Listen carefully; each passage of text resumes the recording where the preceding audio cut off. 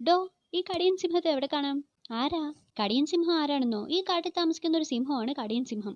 കടിയൻ സിംഹം ആരാണെന്നല്ല, നിങ്ങൾ ആരാണെന്നാ ചോദിച്ചത്. ഞാൻ സിംഹമല്ല, ഒരു ചെന്നായിയാണ്. അടുത്ത കാട്ടിൽ നിന്ന് വരുന്നു. പണ്ട് കുറെ പാട്ടൊക്കെ എഴുതിയിട്ടുണ്ട്, പക്ഷെ പാട്ടുകൊണ്ട് ജീവിക്കാനുള്ള വക കിട്ടാതായി. അതോടെ ഞാൻ ഗതയുണ്ടാക്കുന്ന പണി തുടങ്ങി. ഗതയോ? അതെ, ഇര പിടിക്കുന്നവർക്ക് ഉപയോഗിക്കാം, ശത്രുക്കളെ നേരിടാനും ഉപയോഗിക്കാം. ഒറ്റയടിക്ക് മുതുകു ചളുങ്ങും, എല്ലും നുറുങ്ങും, ആമാശയം കലങ്ങും. ആനയെത്തെല്ലാം, സിംഹത്തെത്തെല്ലാം, പുഴുവിനെത്തെല്ലാം, പാമ്പിനെത്തെല്ലാം. എങ്കിൽ ഒരു ഗത ഞങ്ങൾക്കും തരാമോ? വില തരാം. പറ്റില്ല, ഞാനുണ്ടാക്കിയ ഗത ഞാൻ എന്റെ കാട്ടിലെ കൊടുക്കൂ. അതൊക്കെ പോട്ടെ, കടിയന്റെ ഗുഹ എവിടെ? അത് പറ. നേരെ നടന്നാ വലത്തോട്ട് തിരിയണം, വലത്തോട്ട് തിരിഞ്ഞാ നേരെ നടക്കണം. കടിയന് പരിചയമുണ്ടോ? ഇല്ല, പരിചയപ്പെടാനാ പോകുന്നത്. എന്നിട്ടിത് സമർപ്പിക്കണം. എങ്കിൽ ഒരു ഗത ഞങ്ങൾക്കും വേണം. ഗത ഈ കാട്ടിൽ വിൽക്കാൻ പറ്റില്ലെന്ന് ഞാൻ പറഞ്ഞതല്ലേ. ഷേരു, ഇവനാണ് തരികിടയാ. നമുക്ക് തരാതെ ഗത കടിയന് മാത്രം കൊടുക്കാനുള്ള പരിപാടിയാ. ഈ കടിയന്റെ അടി ഗത കൊണ്ടായിരിക്കും. എങ്കിൽ താൻ കടിയനും ഇത് കൊടുക്കണ്ട. ആഹാ, ഭീഷണിയാണോ? ഞാനിത് കൊടുത്ത തനിക്കെന്താടോ? കടിയന് മാത്രമായി താൻ ഈ കാട്ടിൽ ഗത കൊടുക്കണ്ട, മനസ്സിലായോ? അയ്യോ, ഗത ഞാൻ കൊടുക്കുന്നില്ല.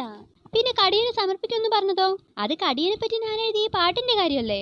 വരികൾ മറന്നു പോകാതിരിക്കാനാ ഞാൻ എന്റെ ഈ ഗതയിൽ എഴുതി കൊണ്ടുവന്നത്. നിങ്ങളെയും കേൾപ്പിക്കാം. ഉടയവനല്ലോ കടിയൻ, ഉടയവനല്ലോ. അടിമകളല്ലോ ഞങ്ങൾ, അടിമകളല്ലോ. ഗത കൊണ്ടുള്ള അടിയായിരുന്നു ഭേദം.